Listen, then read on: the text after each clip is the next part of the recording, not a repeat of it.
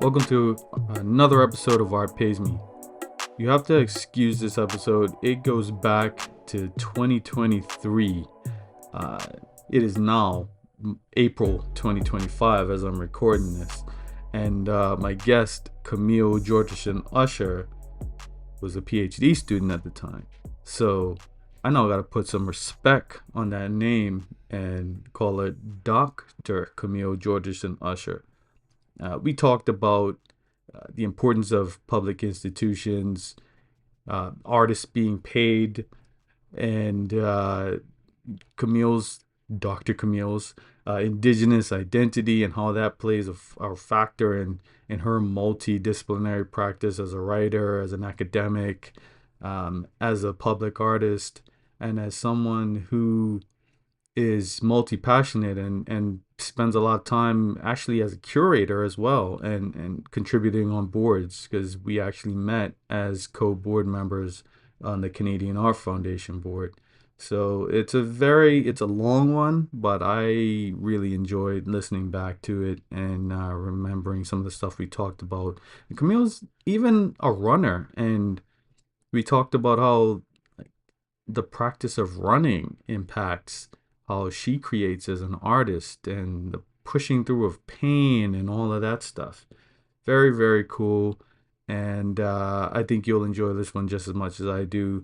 And yeah, make sure you give us a like, a review, all that good stuff, and share it with your friends. Peace. Okay, welcome to Art Pays Me. Today we have Camille Usher. We initially met because we are on a board together, Canadian Art Foundation, and this is a very new thing for me. And I was actually honored to be asked to be a part of it, actually. So it's cool that I get to connect with somebody new. But before we get into our guests, I just want to, I'm trying out a new format, folks. So bear with me. I used to shout out listeners before, and I want to start doing it again, show people some love and appreciation. So I got to shout out David Doms for messaging me today and telling me he loves the show. It's at UNKOCATFISH on Instagram. And I got to also shout out PD. PD always just drops a little fairy dust to remind me that I'm doing okay, even when I feel like a failure. So shout out to PD. So now we get our guest. So I'm Camille. I also go by Camille Georgeson-Usher, which I kind of use my both bad. Oh, no. I use both names interchangeably. And I don't want to say I don't care which one you choose to use because a lot of people can't pronounce Georgeson for whatever reason. But I do also go by Camille Georgeson-Usher. But I guess, what do I do? Some people would say that I'm a scholar, which scholar, heavy quotes on scholar. But I guess technically I am an assistant professor of modern and contemporary Indigenous art at the University of British Columbia. And I'm in my office right now, and it has some lovely windows, in the sparing sun that we get here. So it's kind of nice to Yeah. be here. But that's just my job, but I do a lot of other stuff. So as you mentioned in the intro, we met because of being on a board. And so I've done a lot of work in arts administration. And for whatever reason, I'm really good at admin. I don't know when that happened, but I love a budget. But I also, outside of that, I'm a writer. I'd say probably first and foremost. So it's kind of like my most comfortable creative output right now. I'm an artist. I'm a curator. I do a little bit of everything. But yeah, so I'm based in Vancouver, and I actually just moved back here this summer for this job. And it's exciting because Vancouver is my kind of homeland, as you would call it. So my family is Coast Salish from this territory, and particularly from Galiano Island. And it's quite nice because I also live up here on the university endowment lands. And if you go out to the water, I can just wave at my little island every day. That's nice. cool. It's cool. But I've lived all over the place. So I moved here from Toronto, which is where I uh, was working for a while. I did my PhD at Queen's, so I kind of was like Oh, living on the Via Rail route between Toronto and Kingston for a few years because I was commuting back and forth. hmm, And then before then, I was living in Montreal, and that's where I did my undergrad and my master's. So I've kind of lived like all around, but now I'm got in it. Vancouver. Nice. And it's a nice day today. We actually had our first big snowfall today. Oh God, no. Oh, yeah, yeah. Oh man. So that's interesting. I oh I always deal with that like what do you do thing. And I was a little surprised that you deal with it too. Uh It's always yeah, like, when you're in an interview, like for a job, and they're like, "Who are you?" And it's the hardest question to answer. It's like, "Oh God, who am I? What do I yeah, do?" yeah. It's like today I am this, but tomorrow I could be that. Uh Yeah, exactly. so what this week have like you been working on or like what's been going on with you?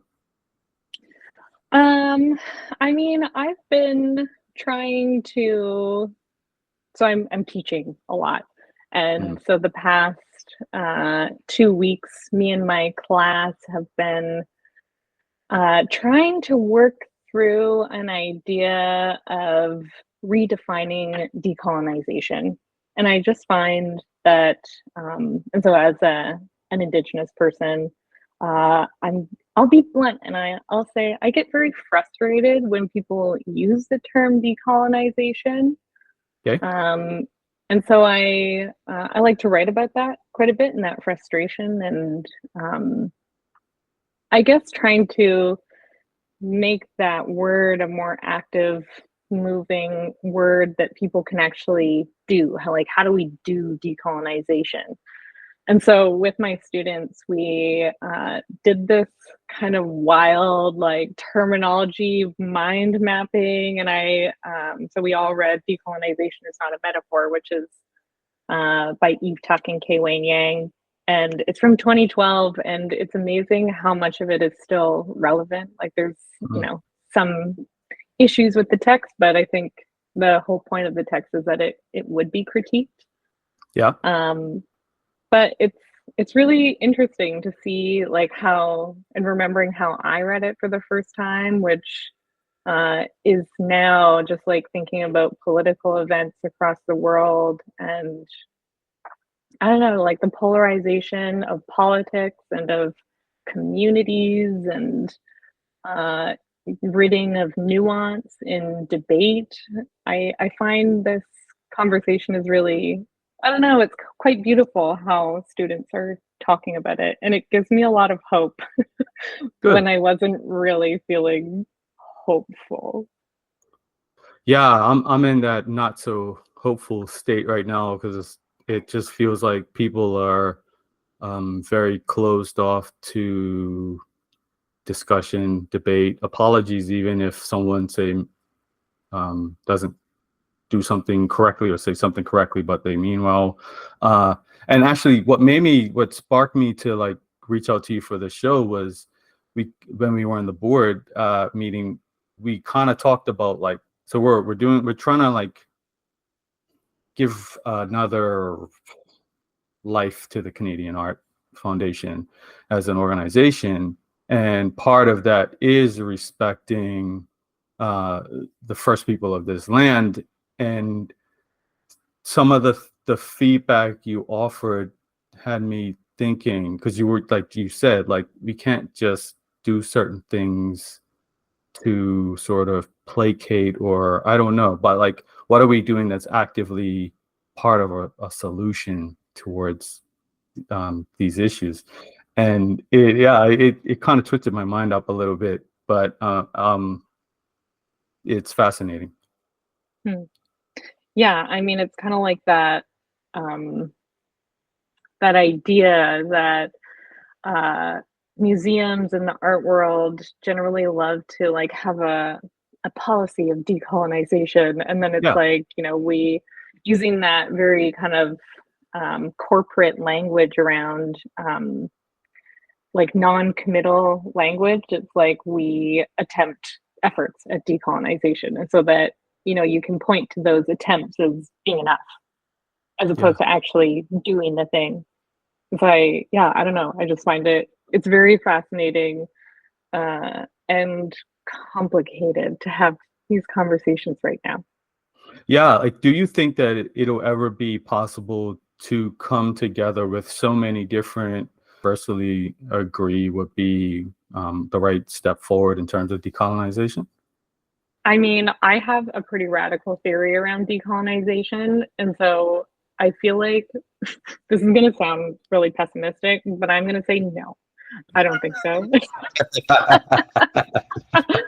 And why I say that is like, so I come from like museum studies backgrounds looking at curatorial practice and the idea of, and I'll just use museums as the example in this case because they're kind of an easy example. It's a little bit more tangible. So the idea of the museum taking a decolonial framework is an impossibility. Like the museum was created as the colonial framework through the pillaging and theft of objects and people's memories of our culture. Like it was stolen into those spaces, and museums are built on that pillaging and theft.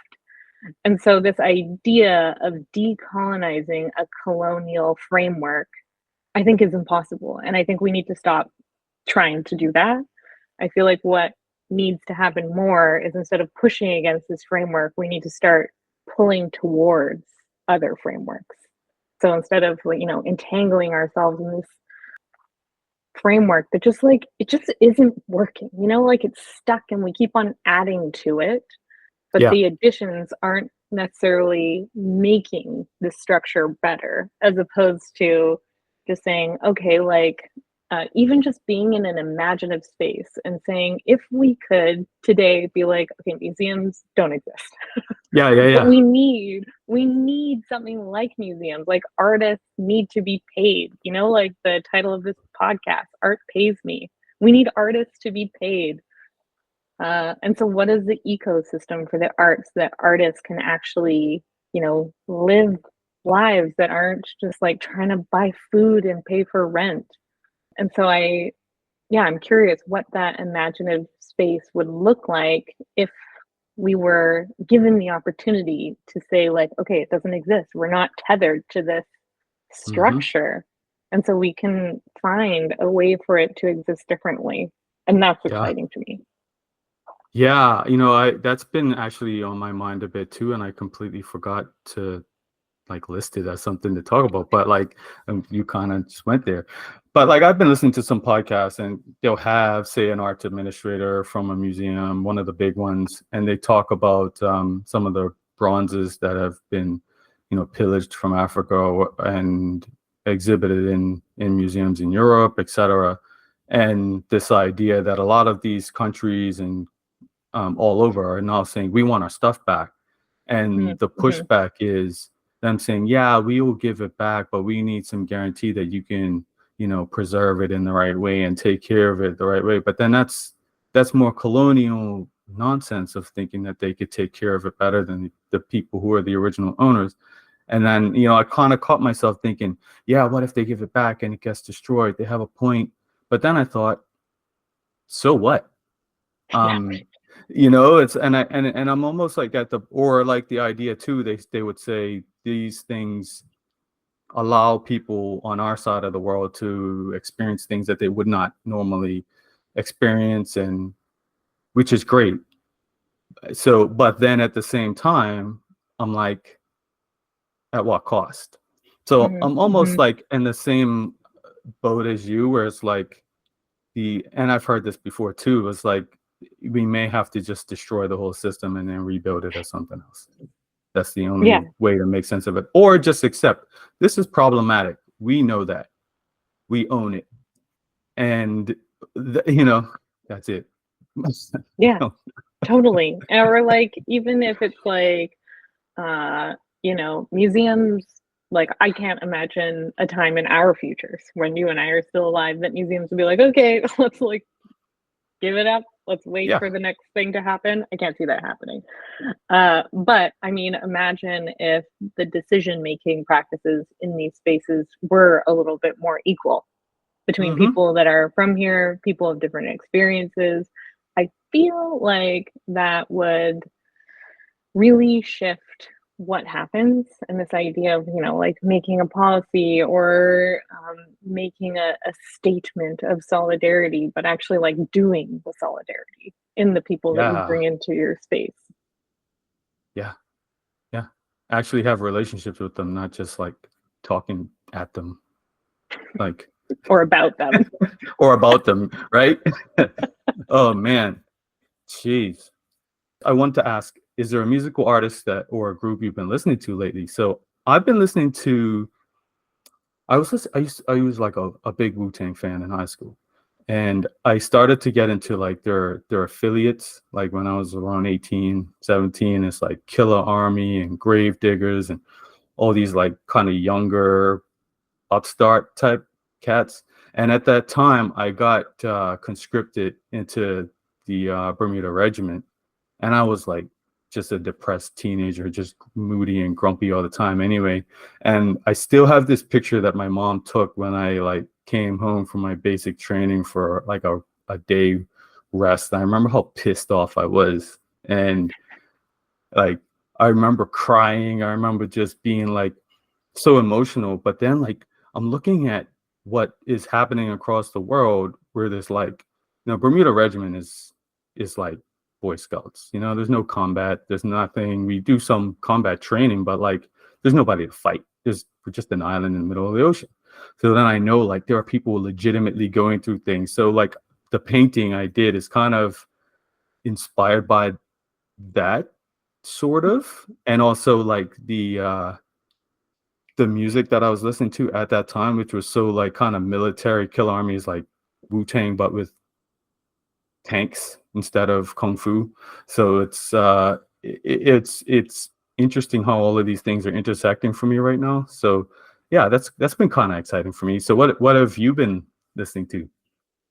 Oh, I was so excited when I saw this question because uh, one of the first classes that I ever uh, taught was at Queen's University, and it was on Indigenous women in hip hop, and it was so much fun.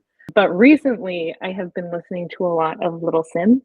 I really Huh. love Little Sims. She's a British Nigerian rapper, singer, and I think she acts a little bit too.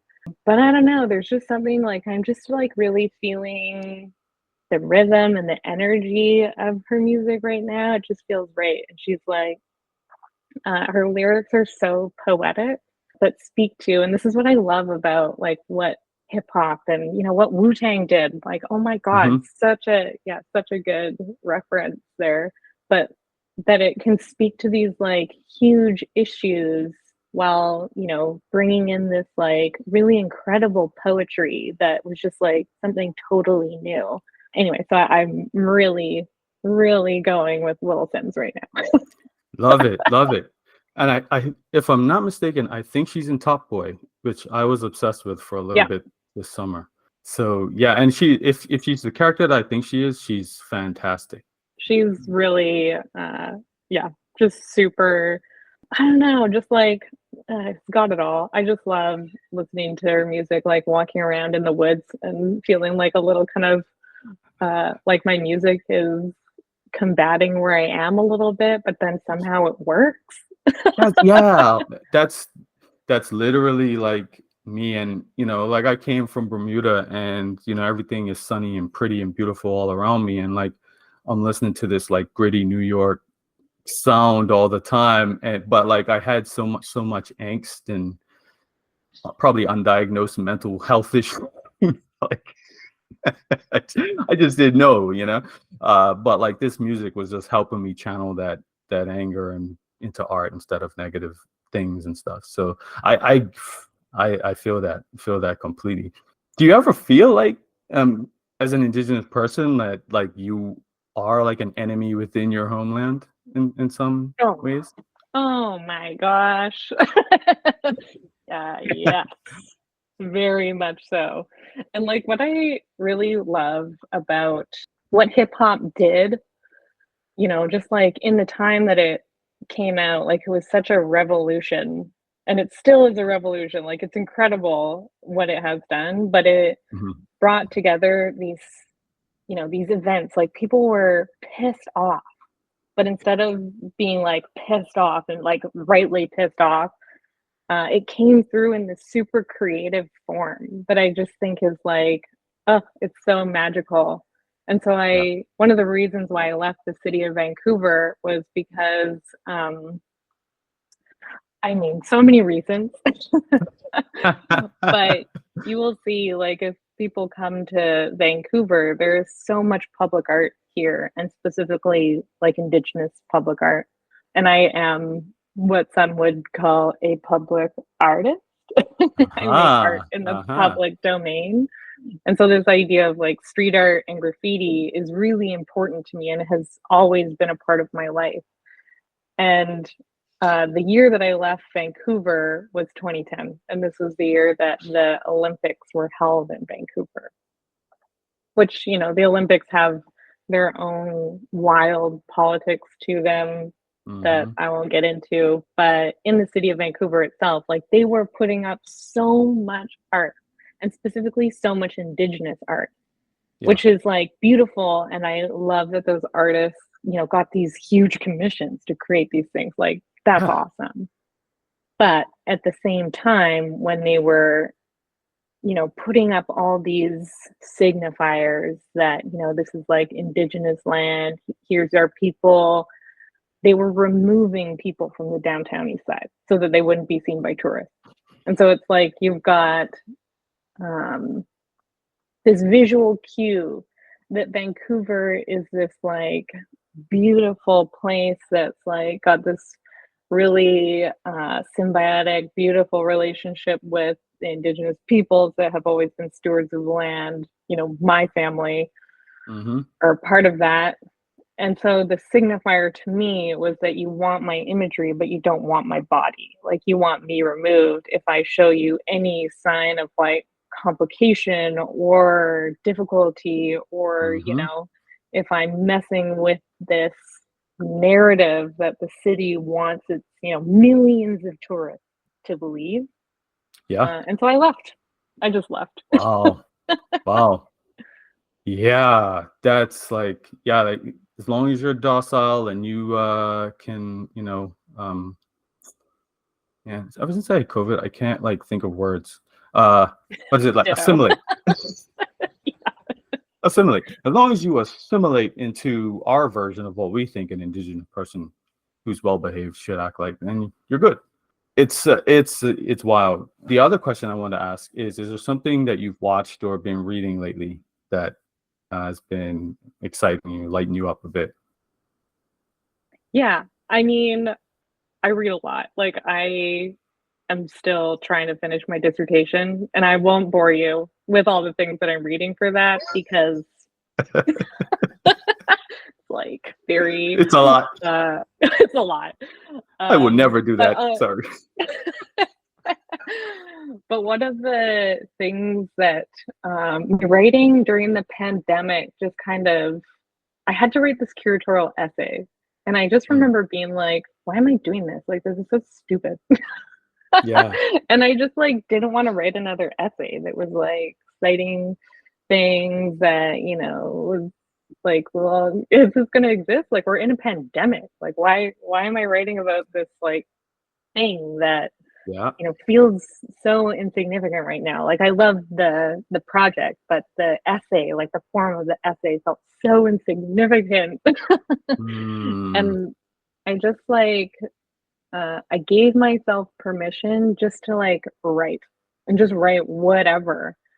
mm, Uh, and so what it ended up being was this, um, I guess this like science fiction esque mixing of theory and art and future world building that, I don't know, it was just super exciting to me. Like I just let it yeah. go and I just was like, okay, what am I thinking about right now? And I imagined this uh, alternate universe that I don't know, we went into through like Yeah. this squash flower, and then it was like this world where uh, the natural world was actually eating up all of the like built buildings and was turning, parts of the world into these like crazy ecosystems and was getting rid of all these like synthetic materials. And so I really love science fiction and I love Yeah. apocalyptic world building. Same. I love it. Love it. Oh, and so recently I've been listening audiobooks a lot, and so I listened to Waukesha Rice's it was Moon Over the Crusted Snow, and then Moon of the Turning Leaves, I think. Uh, Okay. yeah, Moon of the Turning Leaves. And it's like this dystopian, series where Anishinaabe are surviving this kind of like post-apocalyptic world and are, kind of recreating community. And it's really cool. And then Hmm. I was kind of like thinking about this question, just like some of the other world building that I've been really interested in, and that I was thinking about as I was writing my own kind of like post apocalyptic world. And a lot of it was inspired by N.K. Jemison's Her Broken Earth trilogy, which is just like epic. And then I was like really creeped out, I think is the best way to put it, by how timely Octavia Butler's Parable of the Sower was. And it was just Oh, like, I read it like, a long time ago. And I think I read it super quickly, but I read it again during the pandemic, like as Trump was, doing awful things. And it was just like, whoa, this is yeah. so intense to read right now because it's Yeah. so relevant today. It's nuts how many callbacks to older content has just like said, oh yeah, this is actual reality right now. I think I was watching a lot of Handmaid's Tale at that point, and I was like, huh, yeah, it, it's plausible now. It could really happen. Yeah, isn't It's, that it's, terrifying? You watch A Handmaid's Tale and you're like, no way. And then you watch it now and you're like, oh, that yeah, doesn't feel good. yeah. Yeah, it's so creepy how predictable, and that, I guess that's where my disappointment in the human species has been lately, just like how easily um we self-destruct. It's sad. So I'm embarrassed to say that I'm not quite the accomplished reader that you are. I love the idea of reading. I have like my books back there, but there are about three of them that I'm still working on, and it's taken me about like 2 or 3 years because I have a brain that like you get 2 or 3 pages in, I just fall asleep. I don't know if it's because I Mm-hmm. wait until I'm tired already to start reading, and maybe that's the problem. I don't know, but I love the content, and I'm like, oh, this is so good, this is so good, and I fall asleep. So I've been reading Stamped from the Beginning. I was reading Dory's book Decolonized Design, and I've Oh, been nice. Yeah. reading, is it The Black Experience in Design. Like Mm-hmm. everything I read is nonfiction basically, and then there's another one that's like about cultural influence. I can't remember the title of it, but it's like how advertising and how content, marketing, design, etc., are used to gain influence in society. And as a designer and someone who, I'm honest about it, I manipulate people with the images that I create. I was just a little fast. I'm fascinated by the science behind that kind of stuff. So yeah, that's kind of what I've been on. Oh, and if you're looking for something cool to watch, sorry, but it's going against your people. But Fall of the House of Usher. I've been wanting to watch it. It's like, hey, that's my name. Yeah, yeah, really, really good. A lot of Good callbacks to know. to Edgar Allan Poe. Yeah, I really enjoyed that, and also kind of timely too. I'm gonna So, watch it. I've been wanting to watch that. yeah, trust it's good. But if you don't like scary stuff, then maybe it's not for you. But That's Oh no, I'm into it. I love like all that stuff. good. Okay, good. So you're a scholar, you're a curator, you're a writer, you're a practicing artist, and like we did talk about when people ask you what you do, it's kind of like, I do this, I do that, I do this. What I'm always interested in is, and this is something that people tell me, have been giving me as advice lately, like, do you make a distinction between all of these, or do you consider them as just part of the same practice that kind of feed into each other? Hmm.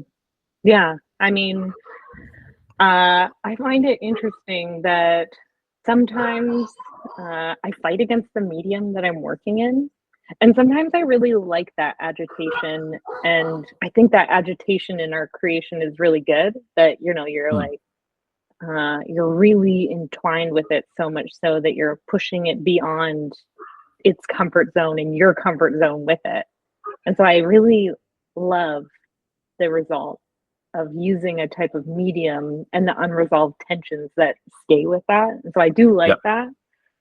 But then other times I do find that, what I'm trying to say, and if I'm trying to like work in a particular medium and it's just not working, that if I try to like write it or I don't know, like just work with it in a different form, it just moves better. And then maybe, it will come back again in uh, the form that I had intended it to.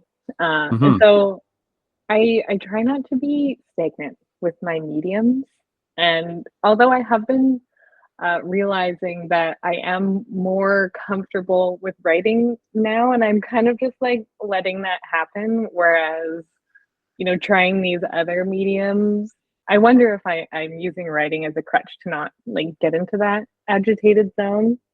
Hmm. But I find that I like what I'm trying to say, if it's most effectively gotten across using a particular medium, then that's what makes sense.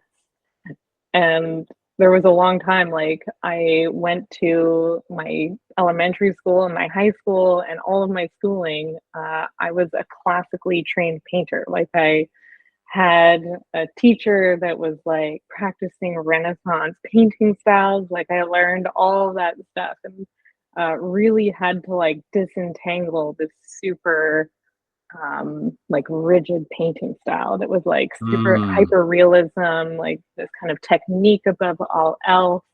And so like I like having that background because it does I just love the technique behind oil painting. I think it's so impressive. And just to be able to like see something as layers, I think Yeah. that's so beautiful.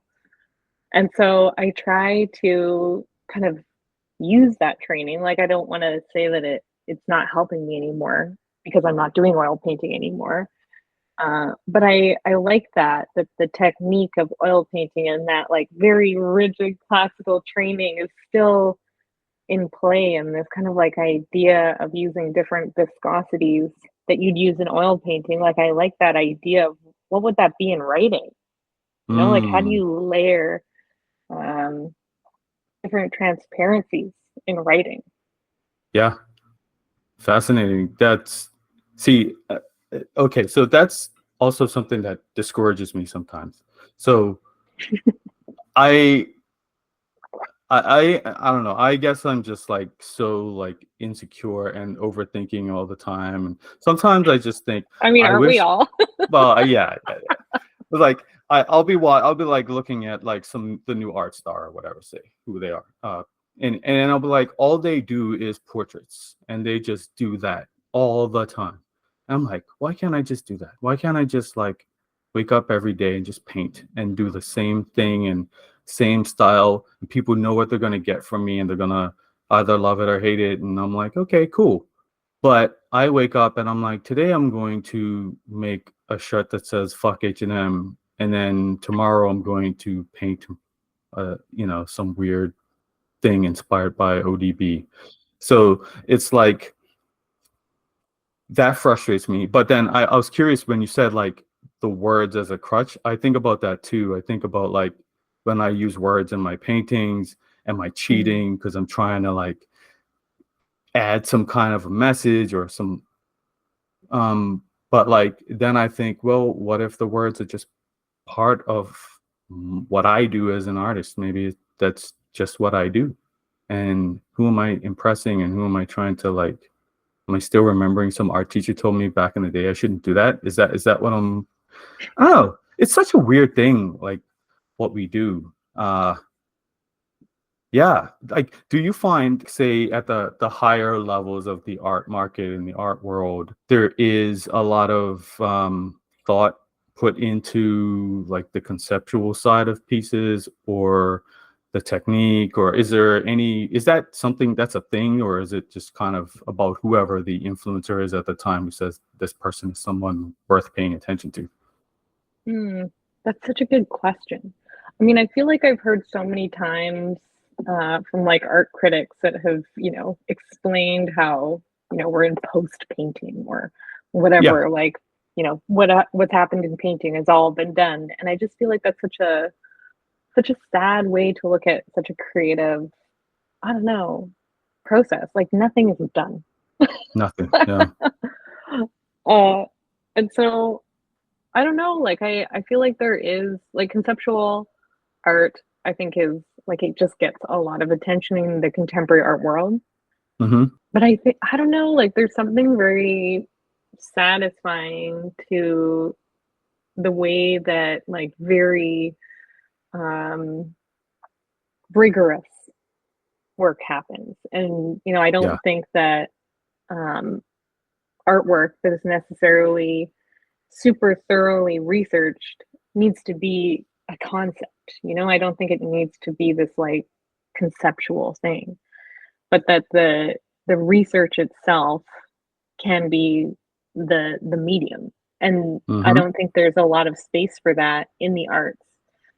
That our creation, it takes a lot of research and a lot of work, and we're very rarely paid for that research and building work. The art world wants the product. And so, what is the product of a concept? Yeah. Right. Is it a stagnant piece of art? I don't think so. Yeah. Is it a piece of art that changes space? Is it I don't know, a piece of art that exists now?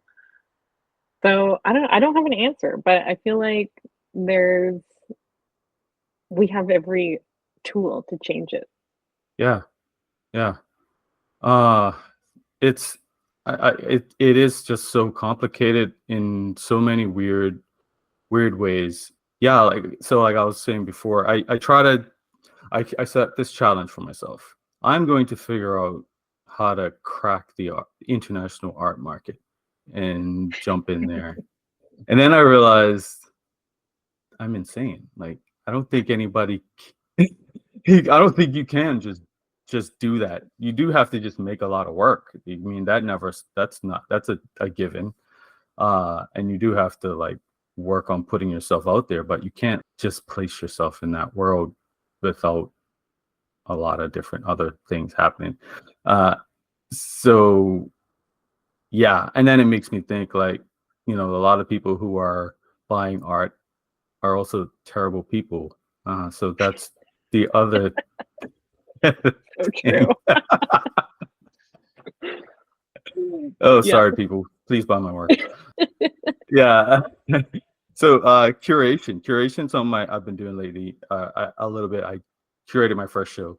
Like, what are things you consider when you're curating a show? I mean, this, I guess, is where we get a little bit into my PhD work. And Okay. so, one of the things that I really think a lot about, so when I call myself a scholar, like I do focus on, contemporary Indigenous art, Yeah. because that's just what I'm interested in. But I would Right. say that I am a spatial scholar. And so I'm Yeah. really infatuated with how we collectively shift social space. And so, in our shifting of social space, how do we make it work better for those of us whose society has told us that we don't matter? Hmm. And so, what can a curatorial space, like if we're curating space, and that is, if we're curating artwork, if we're curating a meal for somebody, like that's Yeah. curating. If we're curating how people just gather in that space, that's kind of what I think about when I'm thinking about curating. And so the thing that I am trying to work through right now is that an idea that I don't know, I don't have an answer for it, but how we tune a space for gathering. And so, what this Hmm. tuning kind of comes through as is this transformation of space so that people entering that space have this kind of reset of Mm-hmm. how we are open to experiencing it in a different way, or that we have that kind of moment that we are transforming the space in the space, and at the same time, we are also transforming the space because we are in it. Right. Right. Uh, and that is, very meta, Sure. like Sure. theoretical.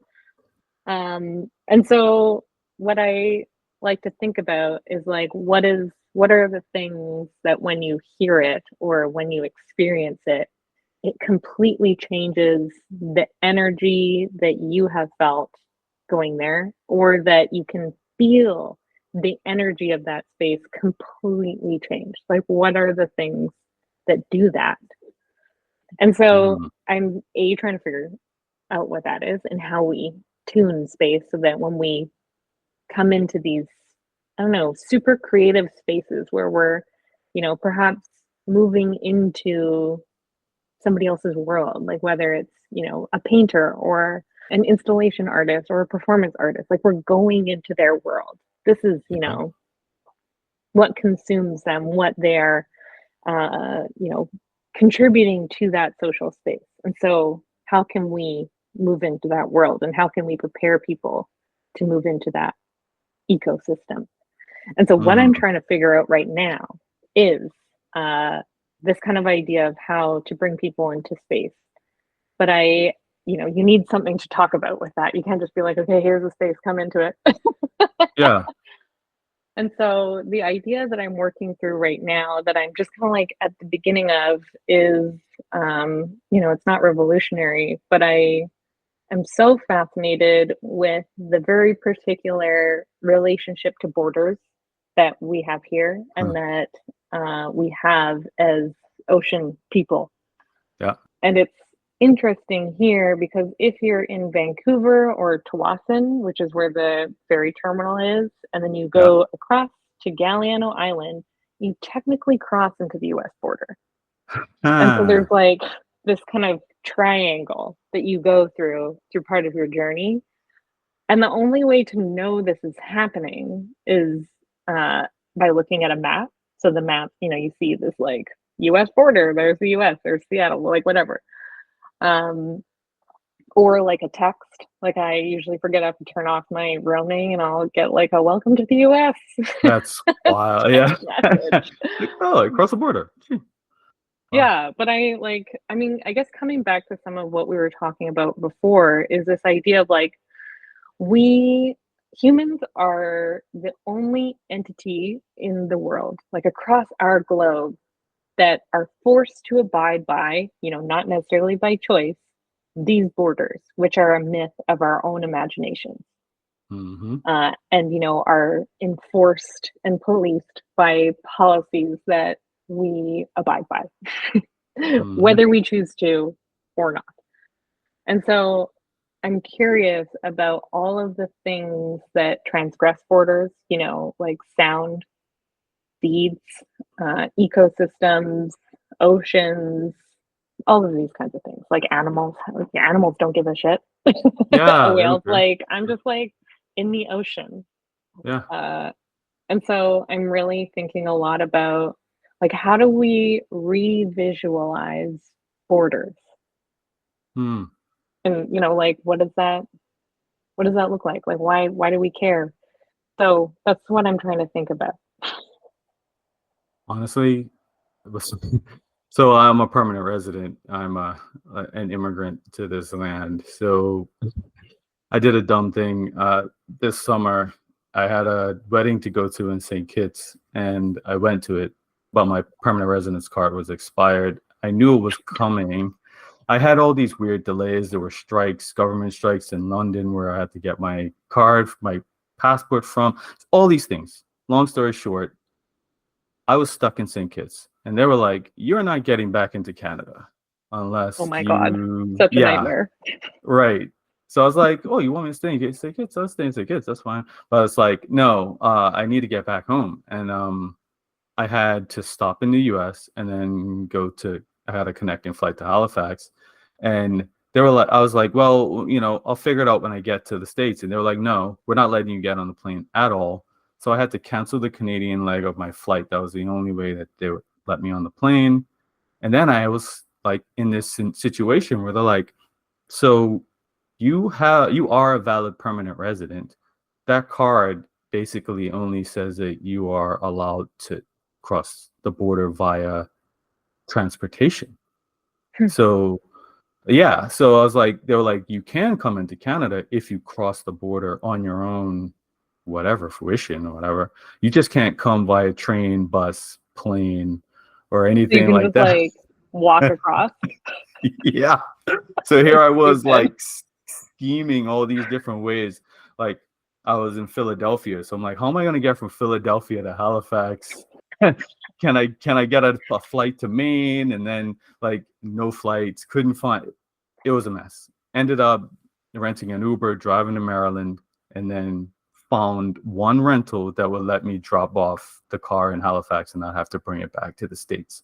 So like Whoa. the whole border thing, right? It just had me thinking too, like what what happens if we didn't have borders? What happens if we didn't in if people could just live wherever they wanted? Would it be chaos? I mean, in my mind, I automatically, because I've been conditioned to think that way, it will be chaos. But then I thought, well, what if it's not? Is that kind of where you're Exactly. going to? Yeah, what if it's not? Yeah. Like, I mean, I feel like no matter what, humans bring chaos. We are by Yeah. default, by default, by like our species, what we inherit being a human, we're chaos. Yeah. Like, there's always, humans are very complicated beings. And I think the way that humans have tried to combat that is by oppressing others because it makes us feel like we have some control over, Yeah. the complexity of what it means to be human and our own imperfections, you know? Hmm. I mean, that is like a super simplified way of saying it. But I think no matter what we do, humans are going to cause issues.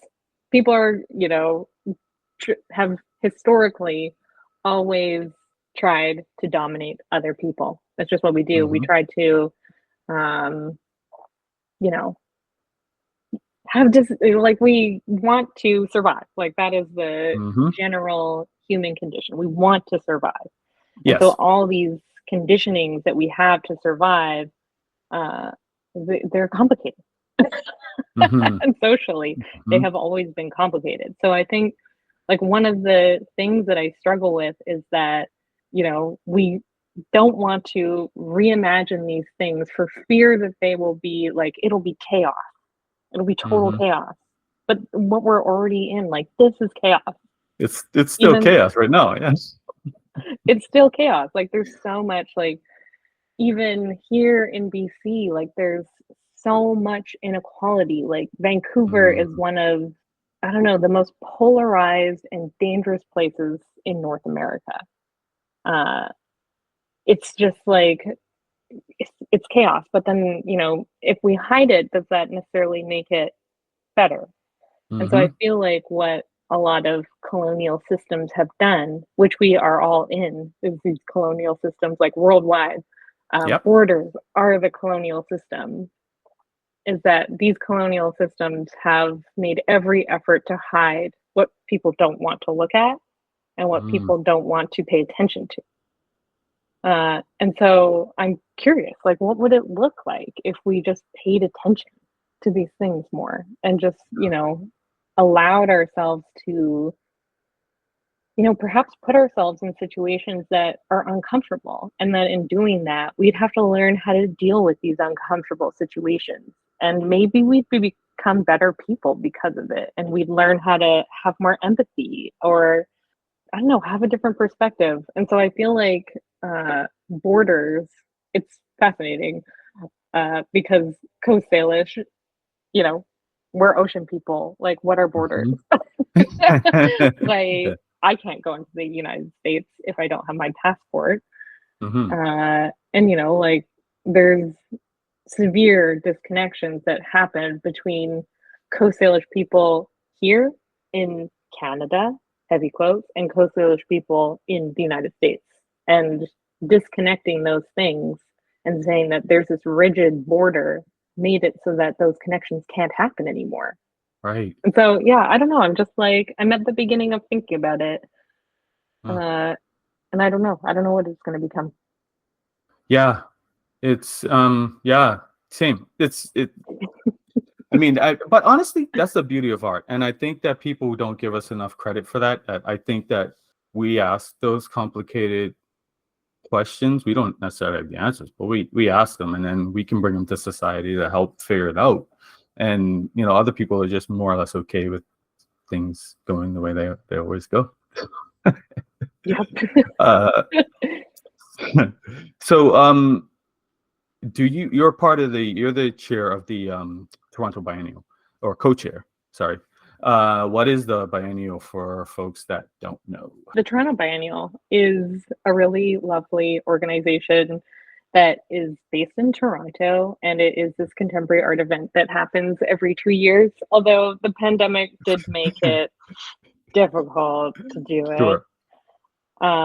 But it's a relatively new organization, and so there's only been two editions of the biennial, but there was many years of building it. And so, the Yeah. kind of building time was like um, finding funders, bringing team members in. And Yeah. so there's several years of doing that.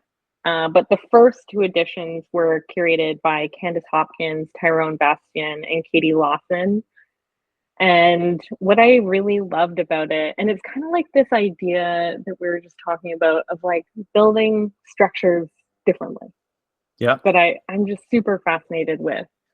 And so the way that they essentially built the Toronto Biennial was looking at, the fact that they're in Toronto and producing this contemporary art event, which is, in itself not unique. Like there's so many contemporary art events and museums and whatever in Toronto. Like it's such a hub for contemporary art. Yeah.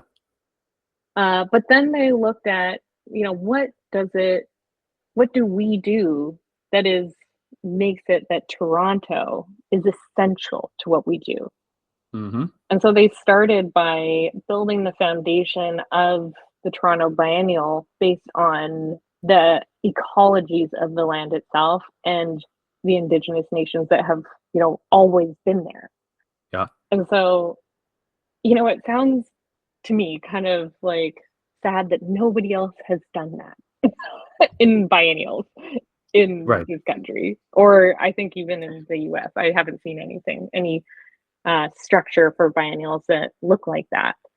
Yeah. Um, but I just found it really refreshing that, the programming, it all spoke to this kind of foundation of a responsibility to Anishinaabe, Haudenosaunee, Mississaugas, and Huron-Wendat. Like it was this, like it has to have this responsibility. And in Mm, doing that, it's saying that, we can have hyper contemporary art that's also this hyper specific focus and that is still paying respect to these very specific lands that we're yeah. on. And so it was kind of like, just doing the land acknowledgement. And in that Mm-hmm. acknowledgement, you're understanding in the foundation of the organization what your responsibility is there. Right. Right. And so I really like it for that. Like um, it brings in curators and artists from around the world. And I think in that kind of way that biennials work, that they're not tethered to the schedules of a museum, which can be like years and years in the making. And Yeah. then, by the time you actually produce the exhibition, it's kind of dated and you've, Yeah. spent 5 years making it and it's kind of irrelevant by the time it happens. Whereas I really like biennials because they can be a little bit more nimble. And I feel like that's not to get into politics, because I really don't want to talk about world politics I at know. all I right hear you. now. I want to keep my job. I So, hear you. So many of my friends, I'm like, that's bait. I will not be yeah, responding no, to. I'm staying put. But I think there's something incredible about how the arts can speak to these really impossible discussions that we're Hmm. trying to have. Yeah. And, that these kind of more nimble contemporary art events can really help us Yeah. to create visual windows into these discussions. And I think that's really important. And so I really love the the TBA, the Toronto Biennial. And so Hmm. the next one is happening in September 2024. And it's going to be curated by two amazing, amazing curators, Dominique Fontaine and Miguel Lopez. And I can't share too much right now, but Sure. it's going to be epic, is all I can say. I need to go because so as I've been like trying to like I said, I was like, I gotta crack this market. I've been listening to so many podcasts and I keep hearing about the Venice Biennale and all of this stuff. And I'm just like, where's Canada? Where's Canada in this conversation? And then I realized, oh, there is that. And then there's Art Toronto, the art fair, and like there are some things happening here. But one thing I wanted to ask you though is, do you feel like Canadian art is getting enough global recognition? Um, no, Okay. don't. I mean, I feel like it was, it was starting to, and the Canada Council definitely helps to, Mm, you know, do that. But I think that and there's like Canadian art generally, like artists that are living and working in what is now called Canada. I think sometimes it is happening and it's difficult to do that.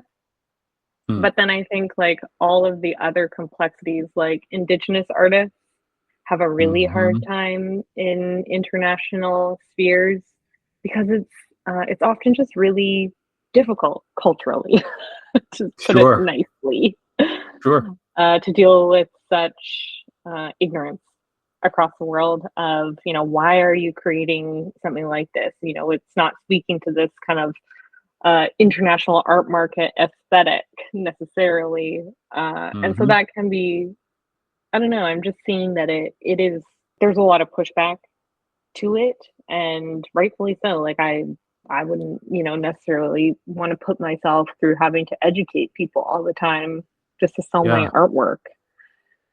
Um, but I feel like, I don't know, like there's ways that it can happen. I think that, and this is why I wanted to participate in the Canadian art conversation, is because I feel like, we need these publications, whether it's Canadian art or not.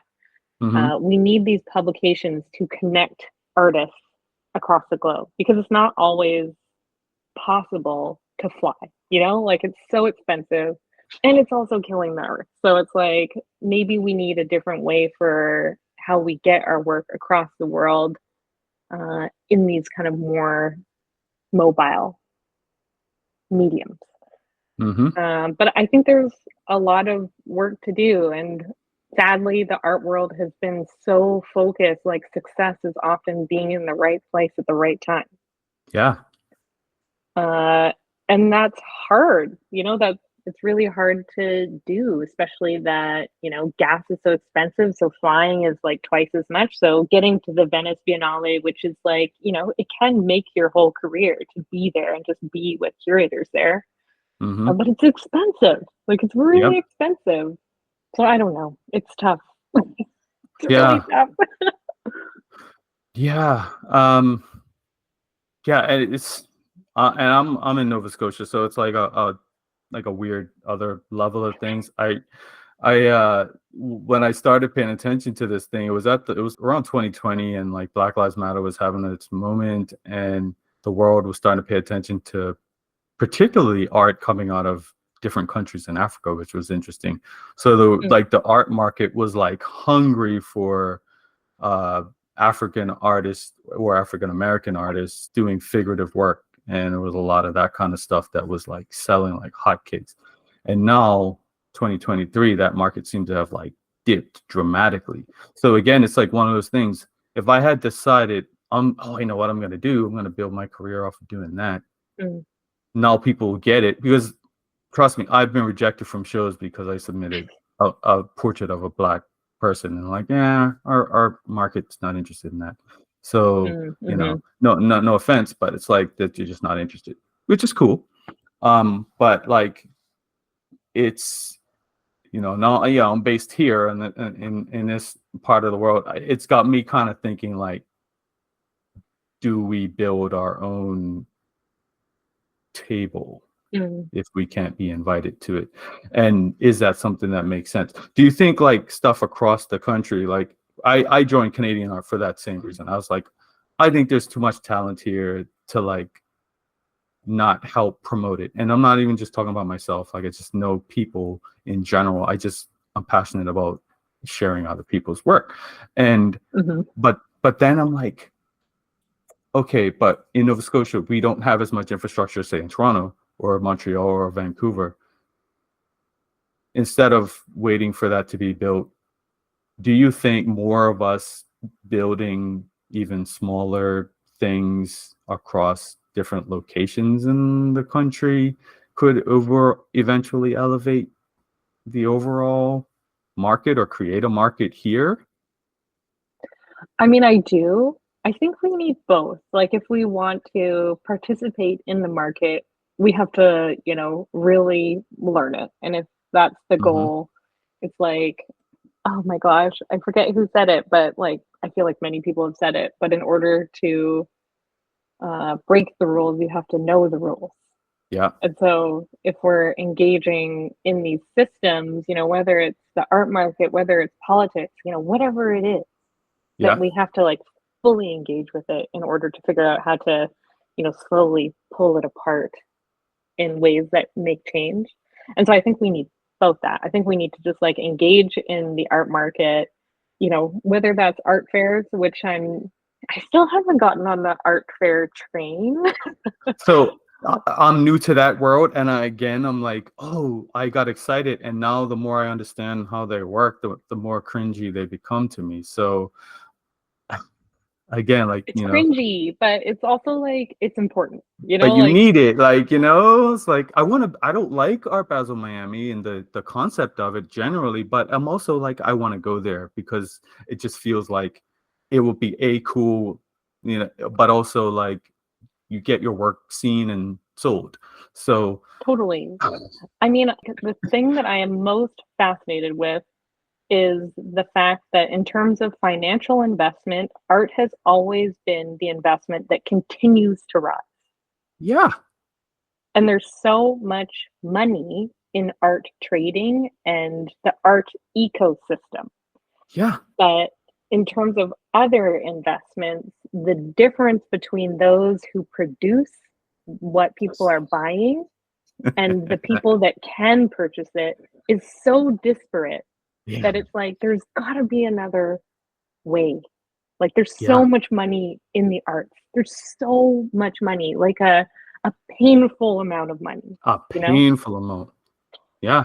But it rarely comes back to, the people making things now. Mm-hmm. And so, I'm like, what is it? Like, I think those art fairs are good because they are kind of that bridge, even though you Mm-hmm. are like, I don't want to say, I don't think anybody is selling out by going in No, I there. I agree. think, I like agree. we all are part of this like economic system. Like, if you can get $10,000 for your painting, that, I'm taking it. like a gallery would pay you $1,000 commission, like go to the art fair. Like you got to eat, we got to pay our bills. Like 100% do that. Yeah. But I do also think that there are ways to, you know, participate in this ecosystem that isn't going anywhere anytime soon. Like this art ecosystem, Yeah. uh, it's been like this for centuries. Yeah. People have been buying art like this for centuries. So that's not going anywhere. I think it, hopefully it changes one day. But I do feel like there are ways of, I don't know, these smaller efforts that make changes, even if it's just minimal. Like Yeah. how do we, as Canadian artists, market ourselves differently? That, Yeah. is that we are part of the system. How do we engage in more effective critique? We're so, the art world here is Mm-hmm. so politically correct that we never actually push our work. And Mm-hmm. we're terrified to get into a disagreement of saying that we don't Mm-hmm. like something.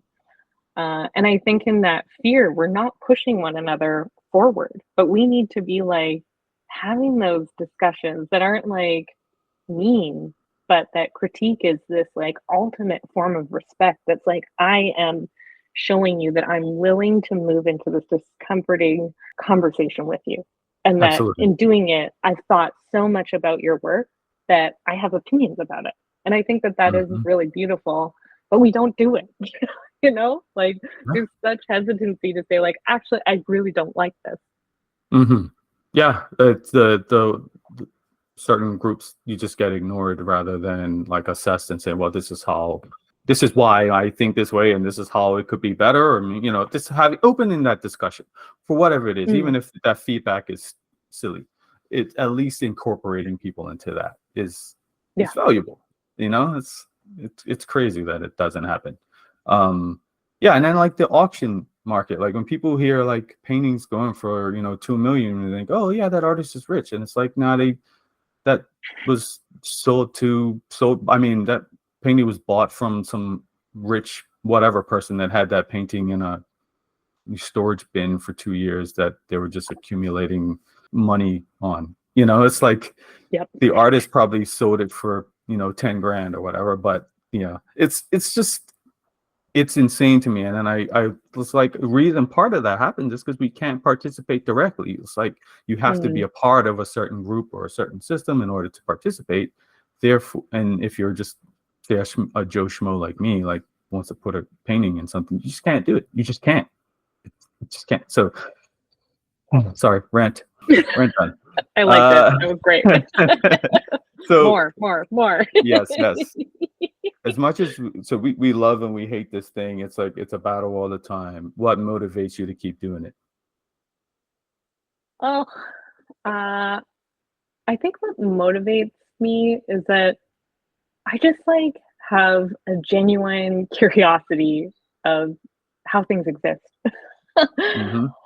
And I really feel like I recently read or reread Judith Butler.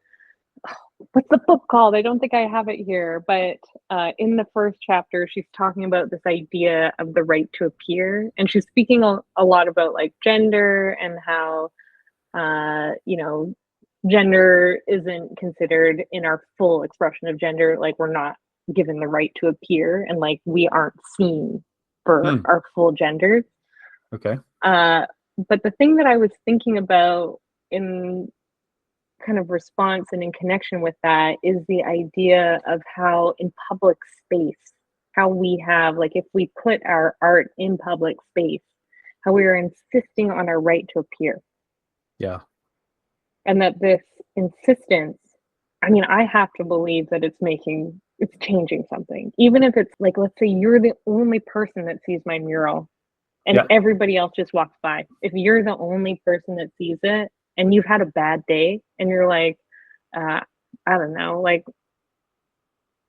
I can't think of something, but like if you're just having a bad day and you see this mural and you're like, okay, there's somebody that, sees me and Yeah. what I'm going through. And I think that there is so much potential in that, in us supporting one another, even if it's not this deliberate, like I'm creating a nonprofit foundation for, whatever it is, that it's like this, Mhm. whether it's writing or public art, that it is this insistence of how we appear as our full selves and Yeah. our full unapologetic selves. Like I am not changing for the system. Mhm. And so like showing that like I am bringing all of myself here. Mhm. And I hope that one other person feels more comfortable doing the same. And so I feel Mhm. like that is kind of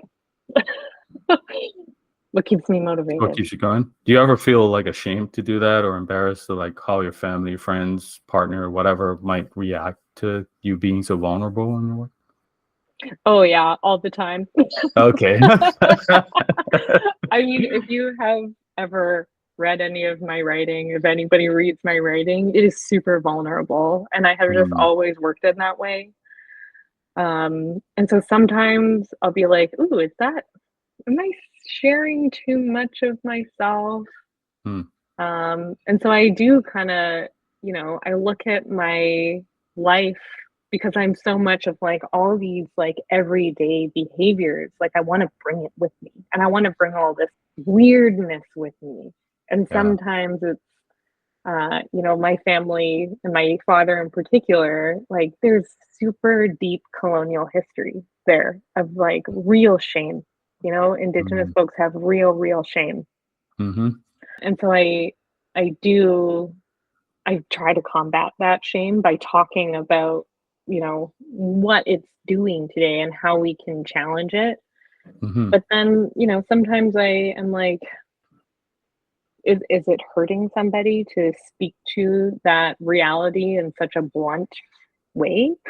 Mhm. Uh, yeah, I don't know. Like, I do think about that, and that there is, like, I've spoken quite a bit about my grandmother's dementia. Like I have a Mhm. mural that was about that. That speaking of the art market, that was acquired by Queen's University, which is weird. Like it's weird Wow. selling a mural. It's like, yeah, I still feel weird about it. Did they But like they take own. apart the wall or how did they do that?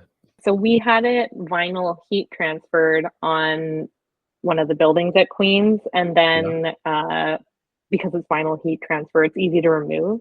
And Ah, so we had to change it. And so they have the rights to the image and they can reproduce it on public walls. But I think I said something in the contract that they can't reproduce it otherwise, or something like got it. that.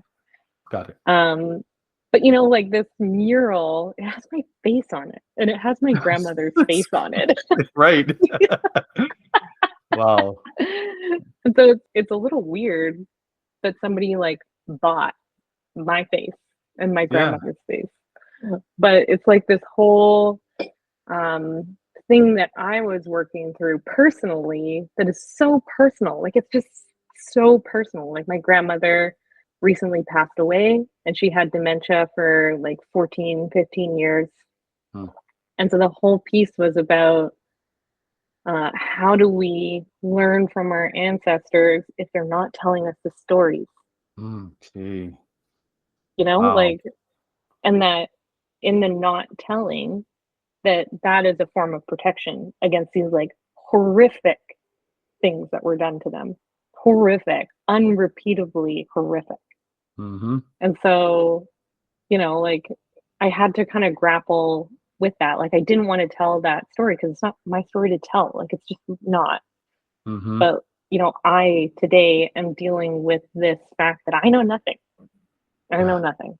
And so Yeah. how do we learn when there's nothing that's, how do we learn from silence is what I was speaking to. But now somebody owns that mural. So like what is that?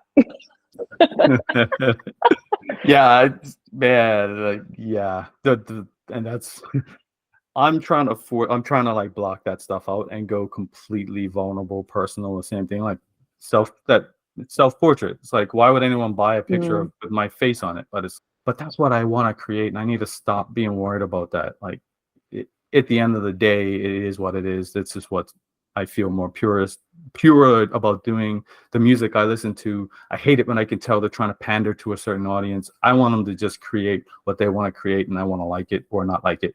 So I try to, mm, trying to coach myself to do that too.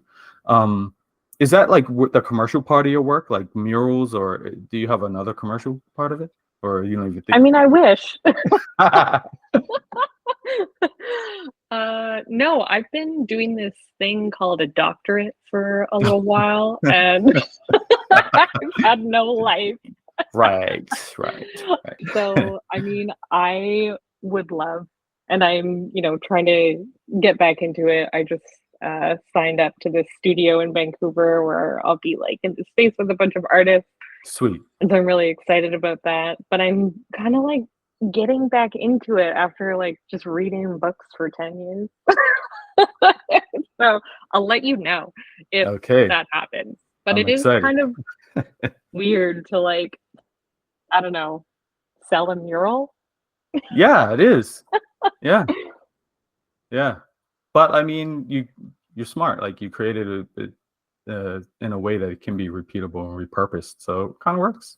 Yeah. Yeah, But just don't yeah, don't exactly. have it in writing so that they can't just reproduce it any willy-nilly way they want and shows up on t-shirts or whatever. Like, Yeah. yeah. And if So they do put it on t-shirts, get paid for that. exactly. So two more questions. I said I was going to make this thing shorter and I just cannot do it. I'm We're sorry. going with it. We're in the flow, you know? We're in the flow. Yes. Do you have a favorite artist? This is part of my new thing. I'm curious about where people sort of get their influences from in some way. Do you have a favorite artist? And it doesn't have to be visual, it could be anything. Mm. Um, I mean, I would say no. Like, I don't have a favorite artist. I have so Yeah. many artists that um, I'm really influenced by. Mm. And so I'm really influenced by a lot of writers, like the writers that I mentioned earlier, really influenced by them. But I'd say, like, right now, a lot of the artists that I'm spending the most time with, like thinking with, are dancers and artists that use the body as a way of Mm. expression. And so throughout my PhD, I did a lot of work with Alutiiq artist Tanya Lukin Linklater, and so she was doing her PhD at the same time, and the lucky bugger finished her PhD before me. Uh, but we've spent the past few years just writing together, and we Yeah. participated in these writing groups, specifically writing groups for Indigenous women, just to like talk about what we're working through, what we're thinking about, and what is kind of happening for us. And that honestly got me through the pandemic. Like it was just like this Mm. really beautiful space of thought and not needing to explain like the daily racisms and sexisms that we're going through and how this impacts what we're able to or not able to create. Yeah. And so that was really beautiful. And so Tanya and I, we realized that even though like I am not a performance artist at all, like really not. I have this practice of long distance running that has really become really important for Yeah. my work. Right. I forgot to ask you about Um, that. oh no, and it's actually great that it's coming together with this because her work is so like she works with dancers and choreographs these really beautiful, difficult questions. And so one of the last pieces of hers that I saw was actually an event for the Toronto Biennial. And with the dancers, they were investigating how they collectively can build a storm. Yeah. And so through their bodies and through these kinds of like shapes that they make, energies that they make, they created a thunderstorm. And it was Cool. like over several days. And so the way that Tanya works is she'll do these open rehearsals. And so she'll work with the dancers over several days. And it's this idea that uh, women in particular, and especially Indigenous women, so much of our labor is invisible and Mm. unrecognized. And so she is just fully refusing that and saying, you know, I'm here, this is public, I'm showing you the labor that is involved in Yeah. creating this. Um, And so I was there on the last day, and it was like, I feel like the whole audience just held our breath at one moment because it was like the way that the dancers created this like huge storm cloud. It was just like, whoa, so Yeah. amazing. And so, one of the things that we have spoken quite a bit about, and that I've been trying to work through, is that I have my practice as a long distance runner, Mm-hmm. and I take my running practice very seriously. And so I'm quite fast, and I have a very specific training regimen that I do. And so a lot of my running is very long and slow, and the like long, slow miles are just so like it's peaceful and it's you can breathe and it's expansive and you can just kind of like go off on these tangents in your mind. But then Mm. on every run, there I'll have a speed work kind of moment, Yeah. and it's this kind of hyper specific point of attention. That it's like Okay. you're in this like movement practice that is repetitive. That you're just going, but this speed work, that's where it is. That's where the training is, and Mm. it helps you to remind your legs of what shape they're supposed to be taking. Because it's easy in that kind of long, repetitive way of moving to kind of like get in balance and just keep that in balance. But this Mm-hmm. change of pace and change of speed and shape, it reminds you of the shape that you should be aiming for. Right. And so in my writing work, I try to um, mimic the rhythm of my body, of like my training regimen. And so I use the essay and breaks in the essay to show this kind of structure that I use in my daily training regimen. And Oh. so what Tanya and I have talked about is these kinds of moments of insistence is kind of what we talked about with it. And so it's like these kinds of hyper, like very focused moments that, probably nobody else would notice. But because it's Mm-hmm. for you, you've been doing it like this whole time. But this, like few seconds of running just a little bit faster is like you can feel like, oh, my left toe is moving a bit funny today. Mm-hmm. And so it's that kind of like you have your theory and you're letting it expand. But then what happens when that theory collides with a poetic intervention partway through? It Mm-hmm. kind of changes the tuning of how you read the writing. And so that's Right. kind of what we've been talking about and how I integrate that kind of like, um, I don't know, thought process around like how we embody through our work. Yeah, the muscle memory is what's popping in my head to some extent. Mm, I never thought of running from an art perspective, but the way you articulated that, it's like, whoa, blows my mind. I Yeah, that's fascinating. Do you notice that you like when you're like, oh, my left toe is off a bit? Do you notice that in the time, in your times at the end of the run? Not necessarily. Like one of the things that I have found is that my body will just push through all pain, which is not Haha, great. wow. uh, but it's pretty amazing. I've done 11 marathons. One of them was an ultra marathon. So it was like 50 kilometers Jeez. over like this crazy elevation. And there was a certain point in this ultra marathon where I literally thought, like, I felt and I believed my hip was going to fall off my body. Like, I just And you felt didn't it. Like, care. it You was just kept bad. going. Well, I walked for a little bit. And Oh, then this okay. magical person had watermelon. And I was like, oh, watermelon. That's what I needed. But then all of a sudden, like, I just kept moving, even though it was like awful. And then it just went away. And it was like, what is that? What is that when you are enduring something, like really enduring something? What is that when you push past the other side? Like there's something that happens that I don't want to say it eliminates that endurance and the pain and the working through that moment, but there's something about that like lightness and that um newness of your relationship with your body that is just so fascinating for me. And so I No, like to think about theory that way. okay, so yeah, sorry, sorry, folks, we're going on a tangent.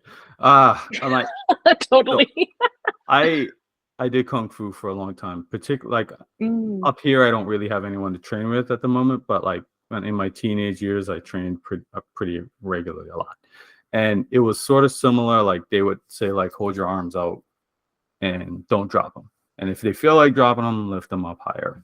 Those kind of things, or like sit in a particular position for a certain amount of time. And they just keep going and keep going. And then mm, in the beginning, it's like, oh, this is ridiculous. It hurts. It hurts. But like over time, you realize if you push through, there is a point where you forget that it hurts. It's mm, weird. mhm. You forget, like, and then next thing you know, like, you can just hold your arms up as long as they want you to, and you don't. And I went through that. We had this Michelle Obama talk to go to, and I'm going. And they're like, well, how are you going to sit with your injury? Your knee can't even bend to fit in the bleachers. I'm like, I'll find a way.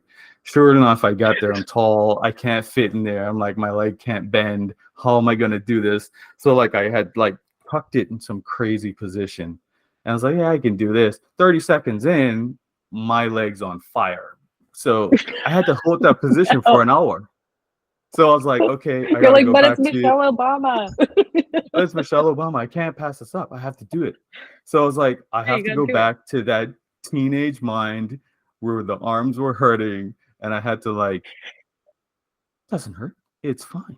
This is okay. And sure enough, probably about halfway through, I was like, I don't notice it anymore. No, I don't think I can move my leg, but I don't really notice the pain anymore. And I was messed up for a few days, but it's so strange how powerful the mind is. It's insane. Uh, It's incredible. yeah, yeah. So last question: what advice would you give someone looking to pursue a career in art? Oh, I mean, I would say, make what you want to make in the way that you would make it, not the way that somebody else would make it or that somebody else wants you to make it. Because I feel like that's just selling yourself out. Like, create from you, which I Mm, think a lot of people try to meet the art world where it's at. Whereas we shouldn't bend to the art world. The art world should bend to us. But we often try to mold ourselves into the shape of it, and that we let our creation be influenced by what people will buy. But I think, I don't know, like, it'll happen. Like, I feel like if you are really investing in what is feeling good for you, like what you want to make, what you are speaking to, that's what people are really interested in. They just need to find what it is. So I guess, yeah, don't bend to the art world, let it bend to you. That's my advice. great advice. Find your people. Don't like chase these weirdos that control everything. Or I don't know, like, I feel like, yeah, they'll find you. They'll Like, find people you. will find you if you're creating in a way that is just you. And Yeah. yeah, I don't know. I struggled with that for a long time. Like, these essays, these like very academic essays that I was writing for a long time. It was like I was molding myself to the system of, what people expect from me. And then when I stopped doing it, it was like, wow, like this is how I write. This is way better. And, it Mm. makes more sense now. So I don't know. That's what I would suggest. It's a weird place though, for sure. No, it messes you up though, because I remember the first time I had that in a t-shirt. When I first started my t-shirt brand, I was really trying to figure out how to like do cool things.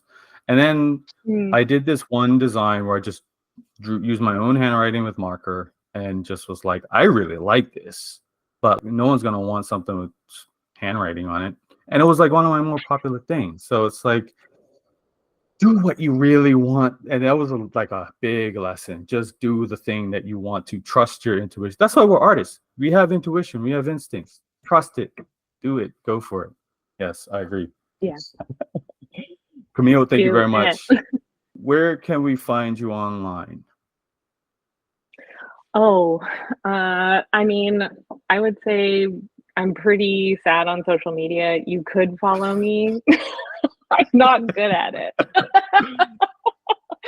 But I am on Instagram and I really like talking about the chips that I eat on Instagram. I do this like wine and chip pairing thing that I don't know, people seem to really like because I just like don't care.